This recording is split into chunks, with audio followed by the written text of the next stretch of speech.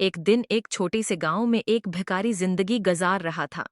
वो हमेशा भिखारी का काम करता और अपनी जिंदगी के लिए जादू के बीज तलाश करता रहता। एक दिन वो जंगल में गए। वो जंगल में रास्ता भूल गया और अकेले जा रहा था। अचानक एक अजीब शख्स नजर आया।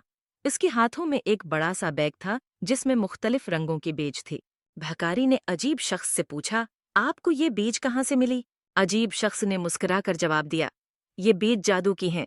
जब आप उन्हें बोनोगे तो उनसे खूबसूरत पौधे उगेंगे जो जिंदगी में रोशनी लाएंगे। भिखारी का दिल खुशी से भर गया और उसने अजीब शख्स से बीजों की मांग की। अजीब शख्स ने इसे बीज दे दिया और कहा, ये इन बीजों को ध्यान से बोना और देखो कैसे तुम्हारी जिंदगी में जादू होता है।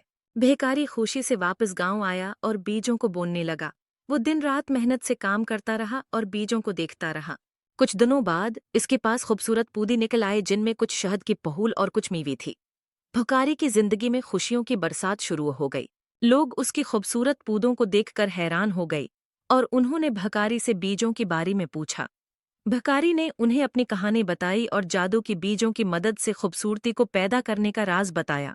इसके बाद भिखारी ने अपनी दोस्तों और गांव वालों को भी बीज दिए और उनसे कहा, जादू की बीज अपनी जिंदगी को खूबसूरत बना सकते हैं, बस उन्हें मेहनत से बोनो और परवरिश दो।